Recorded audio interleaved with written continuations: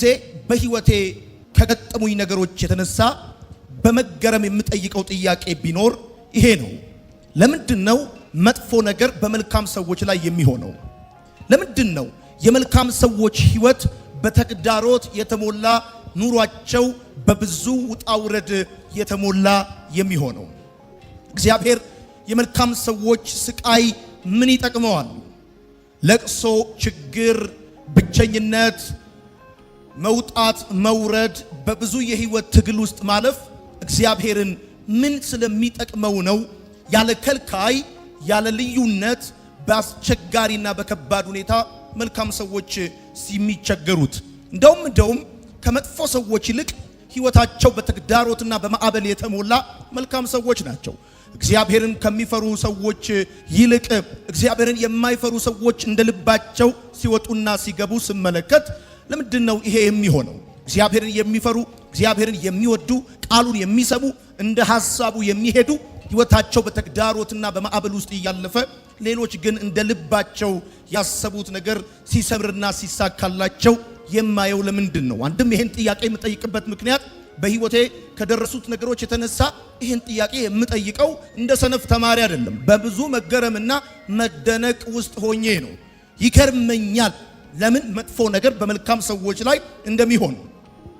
ከዚህ የተነሳ ህይወት ግን እውነት ናት ወይ ብዬ አስባለሁ።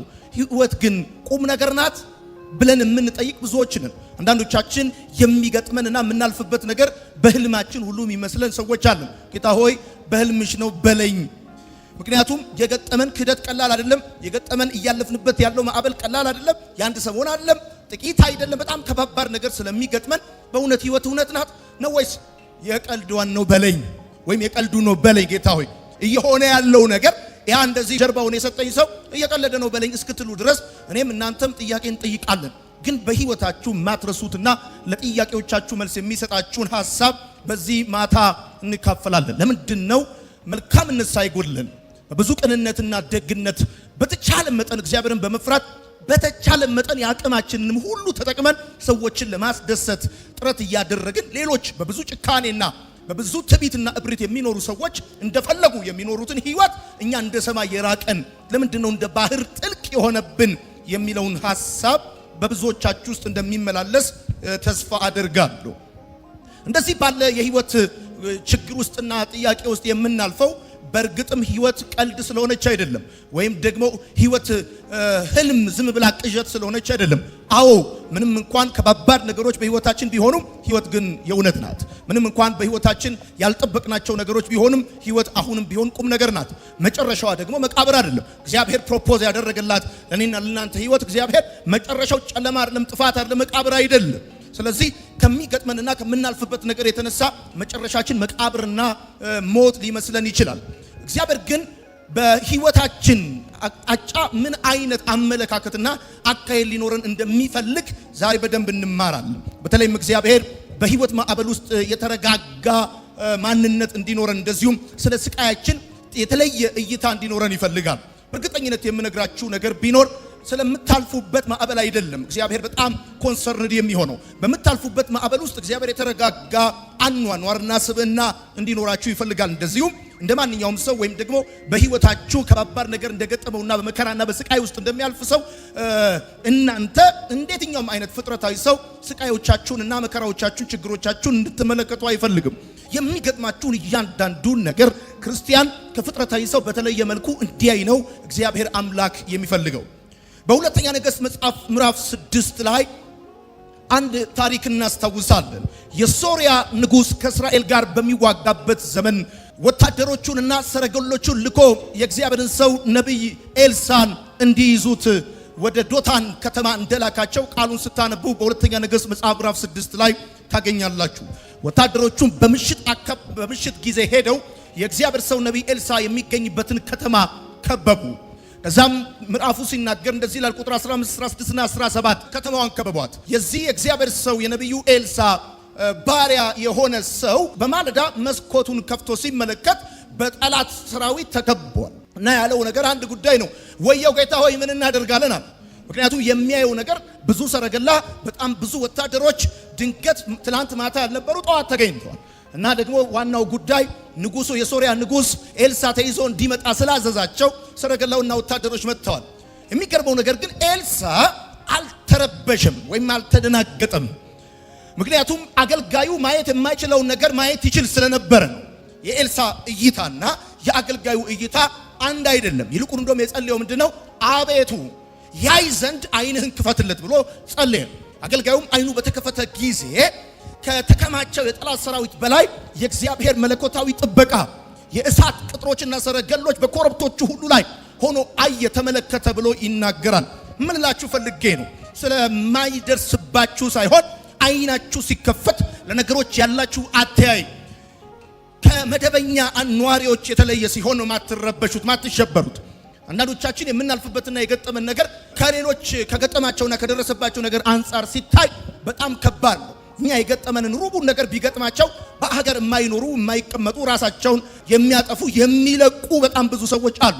እኛ ግን ተረጋግተን ወይም ደግሞ በብዙ ሰላምና እርጋታ ውስጥ እየኖርን ከታየ ጉዳዩ ነገሩ ስለሌለ ሳይሆን እግዚአብሔር አምላክ ከነገሩ ማዶ በስተጀርባ ያለውን የሱን መለኮታዊ አቅም አይኖቻችንን ከፍቶ እያሳየን ስለሆነ ነው። ምላችሁ ፈልጌ ነው። ኤልሳ ያልተረበሸው የሱ አገልጋይ ግን የተረበሸው አንዱ ማየት የሚያየው ሌላው ማየት ስላልቻለ አብልጦ ወይም ደግሞ ከዛ የላቀ እይታ ያለው ሰው አይረበሽም ወይም አይቸገርም። ስለዚህ እግዚአብሔር አምላክ ስቃዮቻችሁን የምታዩበትን አቅጣጫ ከመደበኛው ጊዜ እንድትለዩት ይፈልጋል። ከዚህም አንጻር እንድትረዱልኝ የሚፈልገው ነገር ምንድነው? ጌታ ሆይ ምን ላድርግ ብላችሁ አትጮሁም ከዛሬ በኋላ ከዚህ መልእክት በኋላ። ምክንያቱም ከዚህ መልእክት በኋላ በማዕበል ውስጥ የተረጋጋ ማንነት አላችሁ። በስቃያችሁን በተለየ ሁኔታ ትመለከታላችሁ ብዬ 100% አምናለሁ። የምስራች አለኝ ስለናንተ ህይወት። ልክ አይኖቹ እንደተከፈተለት የእግዚአብሔር ሰው ሳይ በመቃብር ላይ እንደተቀመጠ አበቦች አይደላችሁም እናንተ። ህይወታችሁ በመቃብር ላይ እንደተቀመጠ አበባ አይደለም። ከስራችሁ ያለው የህይወት ውሃ ምንጭ ነው እንጂ ሬሳ አይደለም። ሕያው አምላክ ነው ከስራችሁ ያለው። ዛሬ ታይታችሁ የምትጠፉ አይደላችሁ። በእርግጠኝነት ይሄን ነግራቸዋል። ዛሬ የእግዚአብሔር መንፈስ ንገራቸው ያለኝ ነገር እንደዚህ ነው። በመቃብር ላይ እንደተቀመጠ አበባ አይደላችሁ። ውበታችሁ ይጨምራል እንጂ በኢየሱስ አይረግፍም። ስር እየሰደዳችሁ እንጂ እየረገፋችሁ አትቀጥሉ። ቅርንጫፍ ታወጣላችሁ በጌታ በኢየሱስ ይሄ ይሆንላችኋል። ይሄንን መልእክት አሜን ብሎ ለሚወስድ ሰው ዛሬ ማታ ይሆንለታል። ይሆንለታል በኢየሱስ ይሆንለታል በኢየሱስ ማታ ካታለፋ ወዳጆች፣ ይሄንን መልእክት የነገርኳችሁ መልእክት ብቻ እንኳን ጽፋችሁ ብትሄዱ ዛሬ በጣም ነው ደስ የሚለኝ። የሰራዊት አምላክ እግዚአብሔር እንደዚህ ይላችኋል። በመቃብር ላይ እንደተቀመጠ አይደለም ህይወታችሁ። በመቃብር ላይ እንደተቀመጠ አበባ አይደለም ህይወታችሁ።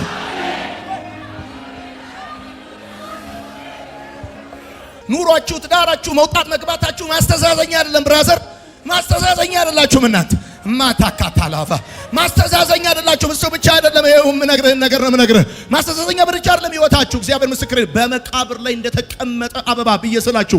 በመቃብር ላይ የተቀመጠ አበባ ከስሩ ህይወት የለምና ከስሩ የሞተ ነገር ነው ያለውና፣ ይገርምሃል፣ ያ ከታች ያለው ነገር ከላይ ያለውን ነገር ሊያኖረው በፍጹም አይችልምና እየደረቀ እየጠወለገ ይሄዳል፣ ይረግፋል። እንደውም ከታች ካለው ይልቅ ፈጥኖ የሚረግፈው ከላይ ያለው የምታዩት አበባ ነው። የኔና የናንተ ህይወት ግን በመቃብር ላይ እንደተቀመጠ አበባ አይደለም። ከምንጩ ጋር ተጣብቀናል። ከእግዚአብሔር ጋር ተሳስረናል። ከምንጩ እንጠጣለን፣ ህይወታችን ይለመልማል። ስር እንሰጋለን፣ በጠላቶቻችን ሰፈር እንገዛለን የሚል ሰው አሜን ይባል። እኔ አየሁ ይኸው እኔ አየሁኝ። ይኸውልህ አደይ አበባ በኢትዮጵያ በመስከረም ነው የምትፈካው አይደለ? አውት ኦፍ ናዮል ከተለመደው ውጪ በክረምት ታብባላችሁ። ከተለመደው ውጪ በክረምት ታብባላችሁ። ውበታችሁ ከበፊት ይልቅ እየወጣ ይሄዳል። ማታ ካታላፋንታ ይሆንላችኋል በኢየሱስ አሜን። ይኸውላችሁ ከአንድ ነገር ጋር አስተዋውቃችሁ። ቺም የሚባል ምን አልኩኝ? ቺም የሚባል በዛፍ ላይ የሚሰቀል በንፋስ ሞገድ የሙዚቃ ድምጽ የሚያሰማ አንድ የሙዚቃ መሳሪያ አለ። ቺም የሚባለው የሙዚቃ መሳሪያ ዛፍ ላይ ነው የሚሰቀለው እና ከፍተኛ የንፋስ ሞገድ ሲነሳ ሙዚቃ ይፈጥራል። ቺም የሚባለው የሙዚቃ መሳሪያ ባለቤቶቹ የሚያደርጉት ወስደው ዛፍ ላይ ይሰቅሉታል።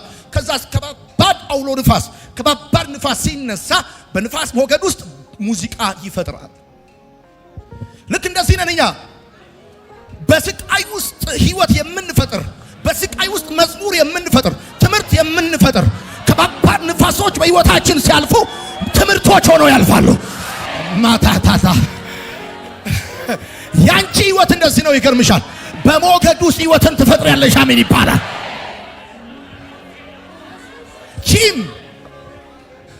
ቺም በከባድ የንፋስ ሞገድ ውስጥ ሙዚቃ እንደሚፈጥር ልክ እንደዚህ በስቃይ ውስጥ ህይወትን የሚፈጥሩ በጣም ብዙዎች ናቸው። ወዳጆቼ አንድ ነገር እንድታስተውሉ እፈልጋለሁ። ለምንድን ነው መጥፎ ነገር በመልካም ሰዎች ላይ የሚደርሰው? ምክንያቱም መጥፎ ነገር በመልካም ሰዎች ላይ የሚደርሰው መከራና ስቃይ የመልካም ሰዎች ቋሚ መገለጫና የተለመደ መታወቂያ ስለሆነ ነው። መከራና ስቃይ የመልካም ሰዎች ቋሚ መገለጫና የተለመደ መታወቂያ ስለሆነ ነው። ከእያንዳንዱ በህይወታቸው መልካም አሻራ አሳርፈው ከሄዱ ሰዎች ጀርባ ብትመለከቱ በጨለማው ላይ ብርሃን፣ ለረሃቡ ጥጋብ፣ ለብዙ ለደከሙ ሰዎች ብርታት የሆኑ ሰዎችን ብትመለከቷቸው ቋሚ አድራሻቸው የተለመደ መታወቂያቸው መከራና ስቃይ ነው። በመከራና በስቃይ ውስጥ ያላለፉ በህይወት ላይ የማይረሳ አሻራ ትተው ያለፉ ሰዎች የሉም። ወዳጆቼ፣ የኔ እህት፣ የኔ ወንድም፣ እግዚአብሔር አምላክ በስቃይ ስለሚደሰት አይደለም። ቺም እንደሚባለው የሙዚቃ መሳሪያ በንፋስ ሞገድ ውስጥ ሙዚቃ እንደሚፈጥር እንደሚያሰማ እንዲሁ በአንተ ስቃይ ውስጥ የሚሰራ የሚሆን የሚደረግ ነገር ስላለ ነው። ስለማይችል አይደለም፣ ስለማያውቅ አይደለም፣ ስለማይወድ አይደለም። ወዳጆቼ፣ መከራና ስቃይ የመልካም ሰዎች ቋሚ መገለጫ የተለመደ መታወቂያቸው ነው። በህይወታችሁ በጣም አነጋጋሪ የሆኑ ሰዎችን ገጥሟችሁ የሚያውቁ ከሆነ በህይወታችሁ በጣም ኢንስፓየር የሚያደርጉ ለዚህ ምድር ለውጥ ምክንያት የሆኑ ሰዎችን ብታገኟቸው በቆዳቸው ላይ አንድ የስቃይና የመከራ ጠባሳ አታጡባቸው። በሰውነታቸው ላይ ያለ የስቃይና የመከራ የመከዳት ወይም ደግሞ ተላልፎ የመሰጠት የመተው ወይም ደግሞ በብዙ አስቸጋሪ የህይወት ምዕራፍ ውስጥ የማለፍ አሻራ የሌለባቸው ምንም ሰዎች የሉ። እግዚአብሔር ከላይ ሆኖ ሲጫናችሁ መጽሐፍ ሲናገር ጭቃ በማህተብ ሲረገጥ እንደሚለወጥ ተብሎ እንደተጻፈ ስራ አስኪያጁ ወይም ባለስልጣኑ ማህተቡን ሲጫነው ቀለም የነበረው ፊደል ሆኖ እንደሚቀየር ልክ እንደዛ እግዚአብሔር አምላክ ከላይ ሲጫናችሁ ነው እዚህ ምድር ላይ ማስታወሻ የምታስቀምጡት። ማስታወሻ የማይፋቅ ማስታወሻ የምታስቀምጡት አለት ላይ መልእክት የሚያደርጋችሁ ህይወት ላይ እግዚአብሔር አምላክ መልእክት የሚያደርጋችሁ። መከራና ስቃይ የመልካም ሰዎች ቋሚ መገለጫ። በህይወቴ በጣም ኢንስፓየር የሚያደርጉኝ የቤተ ክርስቲያን መሪዎች በተገልጋዮቻቸው ያልተከዱ፣ ያልተከሰሱ፣ ያልተሰደዱ አጋጥሞኝ አያውቅም። ውጤቱን ብቻ ሳይሆን ውጤቱ የሚገኝበትን መንገድ ማወቄ በማልፍባቸው መንገዶች ውስጥ እንባና ለቅሶ፣ ምሬትና ሐዘን ብቻ ሳይሆን ትምህርት እንድሰራ ምክንያት ሆነውኛል። መከራና ስቃይ ጋር አረፍ ያላሉ፣ መከራና ስቃይን ያልጎበኙ ምንም መልካም ሰዎች በምድር ላይ የሉ። ሁለተኛ፣ ውሃን ከፈሳሽነቱ ድንጋይንም ከጠጣርነቱ ባሻገር ማግኘትም በስሙ መጥራትም እንደማይቻል ያለ መከራና ያለ ስቃይ መልካም ሰዎችን ማግኘትም በስማቸው መጥራትም አይቻል። በየትኛውም የምድር ስፋት ብትዞሩ ውሃን ከፈሳሽነቱ ድንጋይንም ከጠጣርነቱ ባሻገር ማግኘት እንደማትችሉ ሁሉ መልካም ሰዎችንም ያለ ስቃይና ያለ መከራ ማግኘትም በስማቸው መጥራትም አትችሉ። ታላላቅ ሰዎች ታላቅ የሚል ስም የወጣላቸው መልካም ሰዎች መልካም መሆናቸው የተረጋገጠው በሕይወታቸው ባለፈው መልካም ያልሆነ ጉዳይ ነው። መልካም ሰዎች መልካም እንደሆኑ የተረጋገጡት፣ መልካም ሰዎች ጠቃሚ ሰዎች በጣም አስፈላጊ ሰዎች አስፈላጊ እንደሆኑ ጠቃሚ እንደሆኑ መልካም እንደሆኑ የተረጋገጠው በሕይወታቸው ባለው አላስፈላጊ ጉዳይ ነው። በሕይወታቸው ባለፈው አላስፈላጊ ጉዳይ ነው። መልካምነታቸው የተረጋገጠው በሕይወታቸው ባለፈው መልካም ባልሆነ ጉዳይ ነው። አስፈላጊነታቸው የተረጋገጠው በሕይወታቸው ባለፈው አላስፈላጊ ጉዳይ ነው። ጠቃሚነታቸው የተረጋገጠው በሕይወታቸው ባለፈው ጠቃሚ ባልሆነ ጉዳይ ነው። በሕይወቴ የሚያልፉ አስቸጋሪ ነገሮች በጠቅላላ እኔ በጣም ኢምፖርታንት መሆኔን አረጋግጠው ነው የሚያልፉት።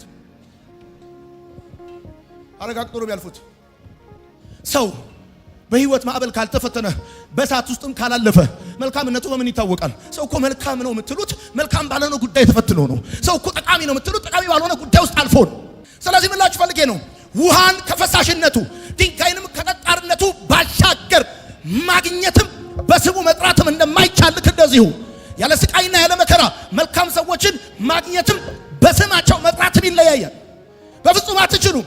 ወዳጆቼ፣ በዓለም ላይ እጅግ በጣም ብዙ ሚሊዮን ሰዎች አልፈዋል። ታሪክ የመዘገባቸው ጥቂት ሰዎች ናቸው። እነዚህ ጥቂት ሰዎች በህይወት እሳት ውስጥ ያለፉ ናቸው። በመከራና በስቃይ በብዙ ችግር ውስጥ ያለፉ ሰዎች እርግጠኛ ነው ሆኜ ነው የምነግራችሁ። ቁጥር ጨምሮ ብቻ አይደለም ያልፉት። ምዕመን ሆኖ ብቻ አይደለም ያልፉት። እግዚአብሔር በአንድ ሌሊት እንደዚህ ሲል መለሰልኝ። ዩ ኖ ሃይ በመገረም ስለምጠይቀው ለምንድን ነው በመልካም ሰዎች ላይ መጥፎ ነገር የሚደርሰው ብዬ ስለው መገኛቸውም መጠሪያቸውም እዛ ውስጥ ነው። ሰዎቹ ስም ይወጣላቸዋል። የዳቦ ስም ሰርግ ቤት እንደሚወጣ ስም ይወጣላቸዋል። ለምሳሌ እናት ያለ ምጥና ያለ ስቃይ ልታገኟት እንደማትችሉ ሁሉ እናት የሚለው ስብዕና እናት የሚለው መጠሪያ የወጣውም የተገኘውም በምጥና በስቃይ ውስጥ ነው። በምጥና በስቃይ ውስጥ ካልሆነ እናቱ ነው እንጂ እናት አይሆንም። እናቱ ነው። አልገባችሁም? ያወራሁት እዚህ ቤት ነው ወይ ያላችሁት? ወዳጄ እናትና እናቱ በጣም ነው የሚለያዩት። ሚጣ እናቱ፣ ሚሚዬ ቆንጂዬ እና እናቴ ይለያያሉ። እናት የምትገኘው በብዙ ስቃይና ምጥ ውስጥ ነው።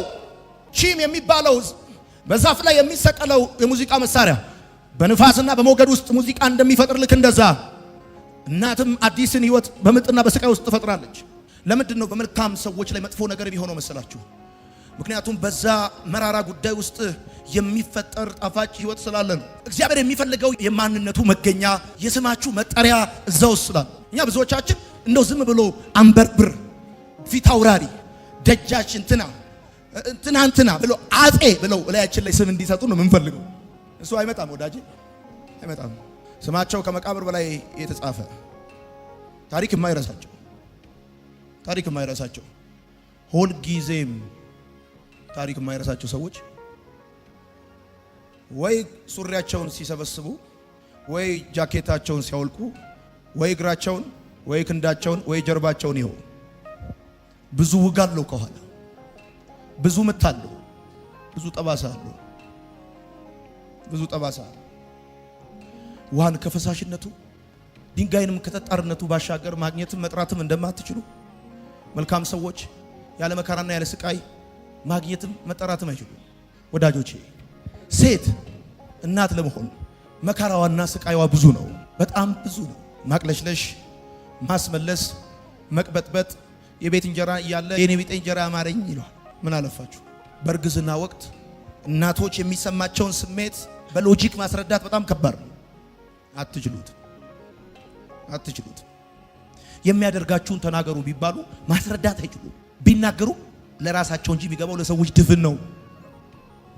ልክ እንደዚህ አዲስ ህይወት እየተፈጠረ ነው። አዲስ ምዕራፍ እየተከፈተ ነው። ታሪክ እየተሰራ ነው። ህይወት እየቀጠለ ነው።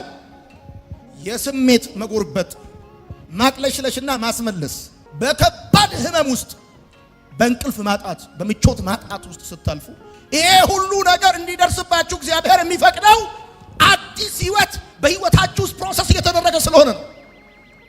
ህይወት ልትሰጡ ነው። ምዕራፍ ልትከፍቱ ነው። አንድ ሌላ ፐርፐዝ ወደ ምድር ልታመጡ ነው። ወዳጆቼ ልክ እንደዚሁ ነው። እናት ልጅን ስትጸንስ በብዙ በሎጂክ ልትገልጡት በማትችሉት ሁኔታ ውስጥ እንደምታልፍ፣ ለራሷ እንጂ ለሰው ልታስረዳው በሚቸግራት ሁኔታ ውስጥ እንደምታልፍ፣ አንዳንዴም የሞት ድምፅ በቅርበት እየሰማች እንደምታልፍ ልክ እንደዛ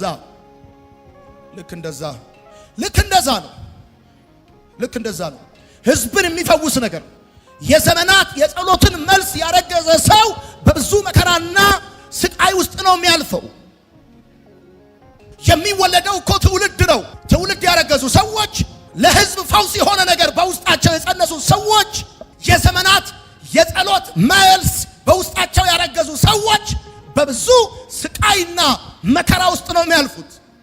ወዳጆቼ የሚወለደው እኮ ትውልድ ነው። እየተሰራ ያለው እኮ ብሎኬት ቤት አይደል። ዳስ ዋይ ወርቅ ሰጥቻቸው ድንጋይ የመለሱልኝ፣ እህል ሰጥቻቸው አፈር የሚመልሱት ለዛ ነው። ወዳጄ እኔ ማንም መጥቶ እስኪያጽናናኝ ወይም እስኪጠግነኝ አልጠብቅም። ግን አንድ እውነት ነግራቸው፣ ለህዝብ ፈውስ የሆነ ነገር ካረገዝክ የዘመናት የጸሎት መልስ አንተ ውስጥ ካለ ይሄንን የምትገላገለው በብዙ መከራና ስቃይ ነው። አዲስ ነገር በህይወት የሚሆን ከሆነ በዘሮች በታሪክ በቅምቅም አያቶች ሆኖ ማያቅ ነገር በአንተ እንዲሆን የሚፈለግ ከሆነ ከዚህ በፊት ያልነበረ ማንንም የማይመስል አዲስ ነገር እግዚአብሔር በአንተ ህይወት መስራት ከፈለገ ይሄን ነገር ከሆነ መልስ ያረገዘ ሰው ማስቲካ እያኘከና ኦፕ እያለ አይኖርም። በብዙ ስቃይና መከራ ውስጥ ማለፍ ግዴታው ነው። ግን ደስ የሚለው ህመማችሁ የቱንም ያህል ብርቱ ቢሆን አጭር ጊዜ ነው። ስቃያችሁ የቱንም ያህል ብርቱ ቢሆን ውጤታማ ነው። ውጤታማ እንቅልፍ ያጣሁባቸው ሌሊቶች በጣም ውጤታማዎች ናቸው። ምቾት ያጣሁባቸው ሌሊቶች በጣም ውጤታማዎች ናቸው። አውቃለሁ በጣም ብርቱ ነው፣ ከባድ ነው፣ ስቃዩ ቀላል አይደለም። ነገር ግን እንዲሁ በቀልድ አይደለም የታመምኩት፣ እንዲሁ በቀልድ አይደለም እንቅልፍ ያጣሁት፣ እንዲሁ በቀልድ አይደለም በፔን ውስጥ ያለፍኩት። ህይወት እየተሰራ ነው። ለህዝብ የሚሆን ነገር እየተሰራ ነው። የዘመናት የጸሎት መልስ ነው እኔ ላይ ዳውንሎድ የሆነው።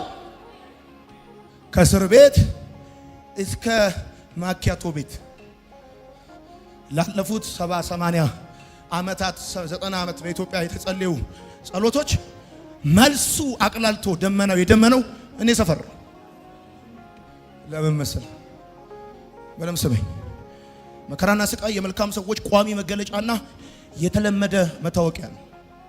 ከሰውነት ጎዳና የወጡ መልካቸውን ያጡ በብዙ ህመም ውስጥ ስትነካቸው ሚሉ ሰዎችን ካገኘሃቸው እነሱ ህይወት ውስጥ ታሪክ ተሰምቷል፣ ታሪክ ተጽፏል፣ ታሪክ ተሰርቷል። በመልካም ሰዎች ላይ መጥፎ ነገር የሚሆነው ለዚህ ነው። አንድ ወቅት አንዲት ሴት ምጧ ጸናባት፣ በጣም ተጨነቀች። ቤተሰቦቿ አዩ፣ ለአዋላጇ ሄዱና ምጧ ጸናባት እኮ በጣም ተጨነቀች ብለው አሉ። አዋላጇም ሰውን ውጦ ላይጨነቅ ነው ወይ አሉ። ሰውን ውጦ ላይጨነቅ ነው ወይ? ሰው መልስ ይዞ ላይጨነቅ ነው ወይ? ሰው ፈውስ ይዞ ቁልፍ ይዞ በረከት ይዞ ላይጨነቅ ነው? እንዴት ነው አይጨነቀው? ሰው ትውልድ ውጦ እንዴት ነው አይጨነቀው? በሁለት ልጆች እንኳን እርግጫ እናትየው መከራዋን አይታለች። ለሚቴሊው ደስ የሚለኝን ነገር ልንገራችሁ። ስቃያችን ዘራችንን የምናይበት የደስታ ቀን አለ። ደስ ይበላችሁ። ስቃያችሁ ውስጥ ለቅሶ ብቻ አይደለም ያለው፣ አንገት መድፋት ብቻ አይደለም፣ እንቅልፍ ማጣት ብቻ አይደለም ያለው። ስቃያችን ውስጥ ዘራችንን የምናይበት የደስታ ቀን አለው። እንዳማጥን አይቀርም፣ እንደተጨነቅን አይቀርም፣ ህይወት እንደከበደን አይቀርም፣ ከባባድ የህይወት ምዕራፎች ውስጥ እንዳለፍን አይቀርም። ዘራችንን የምናይበት የደስታ ቀን ከፊታችን አለ።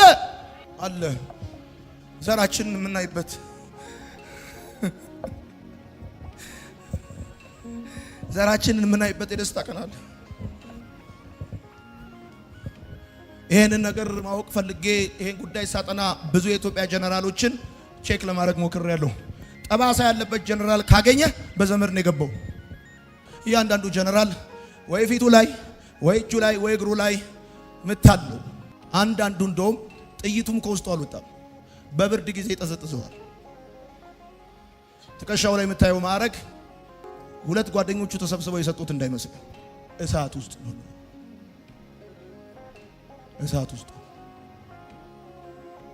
ስማ፣ ውሃን ከፈሳሽነቱ ድንጋይንም ከጠጣርነቱ ባሻገር ማግኘትም በስሙ መጥራትም እንደማይቻል ልክ እንደዛ መልካም ሰዎችን ከመከራና ከስቃይ ውጪ ማግኘትም በስማቸው መጥራትም አይቻልም።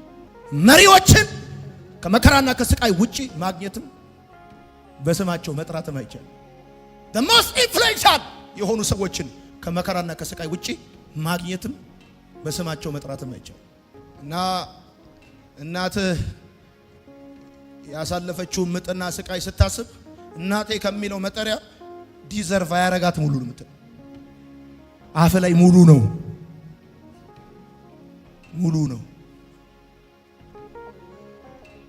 መከራና ስቃይ የማንነት መገኛ፣ የስምህ መጠሪያ፣ የሥራ ቦታ ነው። for the past እኔ በህይወቴ ሳቅ ላለፉት 14 ዓመታት without no pain ያደርኩባቸውን ቀናቶች እና ወራቶች አላውቅም። በእምነ በረድ ላይ እንደሚቀረጽ ስም እንዳይረሱ አድርጎ ነው እግዚአብሔር የሚቀርጽ። እየመጡ እንዲመጡ እና እየጻፉ ይሄዳሉ። አንሰማኝ ማለት እየጻፉ አንድ ሚስጥር ልንገር። ስቃያችን ዘራችንን የምናይበት የደስታ ቀን ነው ወዳጆች። ቺም የሚባለው የሙዚቃ መሳሪያ ዛፍ ላይ ተሰቅሎ የንፋስ ሞገድ ሲመጣ የሚገርም ጣፋጭ ሙዚቃ ያሰማል። ያሰማል። እኛም በስቃያችሁ ውስጥ ህይወትን እንፈጥራለን፣ እናሰማ፣ ሙዚቃ እንፈጥራለን፣ ትምህርት እንፈጥራለን። መዝሙር አያ ሁሌ የሚሰሙ ሰዎች ታታታታታ የጌቶቹ ጌታ ብለው የገጠሙ አይደሉም። እስር ቤት ሆነው የጻፉ ናቸው። እስር ቤት ሆነ ከፔን ውስጥ ስትዘምርና ማኪያቶ ቤት ሆነ ቶሞካ ቆፍ ጫር ጫር ስትጽፍ የተለያየ ገብቷል። ሙዚቀኛው ታ ያረጋል ስገጥምና ፔን ውስጥ ሆነ መዝሙር ሲመጣል ይለያያል። አለመሰማት አትችልም፣ አለመደመጥ አትችልም። ወዳጆቼ ያቺ ቅድም የነገርኳችሁ የሚያቅለሸልሻት፣ የሚያስመልሳት፣ የሚያቅበጠብጣት የቤት እንጀራ እያለ የልመና እንጀራ የሚያምራት በጠይቋት የምታልፍበትን ሁኔታ ማስረዳት የሚያስቸግራት በብዙ መከራና ስቃይ ውስጥ ስታልፉ ባይ ዘ ወይ የሚገባችሁ ለእናንተ ነው። ስታስረዷቸው ድፍን ነው የሚሆንባቸው፣ አይረዷችሁ። እግዚአብሔር ታሪክ ወደ መስራት ምዕራፍ ሲያመጣችሁ የምታወሩትን ነገር ለሌላ ሰው ቻይንኛ ነው የሚያደርገው። እናንተ አውርታችሁ ሞታችሁ ብላችሁ ምናምን ብላችሁ እንደዛ ነው የሚሰሙት። እንደዛ ነው የሚሰሙት። አንድ ነገር ላስታውሳችሁ። ታዲያ ያቺ በብዙ መከራና ስቃይ ውስጥ አምጣ ልጅ የወለደችው ሴት ስታምጥ ያልነበሩ ሰዎች በጠቅላላ ስትወልድ ኬካቸውን ተሸክመው ነው የመጡት። ኬካቸውን ይዘው ይመጣሉ። ኬክ ይዘው ይመጣሉ። የሉም። እግሯ ሲያብጥ የሉም። ሲያቅለሸልጫት የሉም። ሲንኩ ጋር አርባ ጊዜ ስትሄድ የሉም። አልሰሙም። እንደው ሻልልሽ እንደው አለሽ ይሆን ተኝተሽ አደረሽ ብለው ጠይቀው አቁ በብዙ ስቃይና ምጥ እሪ ብላ ከወለደች በኋላ በምጧ ጊዜ፣ በጭንቋ ጊዜ፣ በስቃይዋ ጊዜ፣ በህመሟ ጊዜ ያልመጡ ሰዎች ኬክ ይይዙና ይመጣሉ።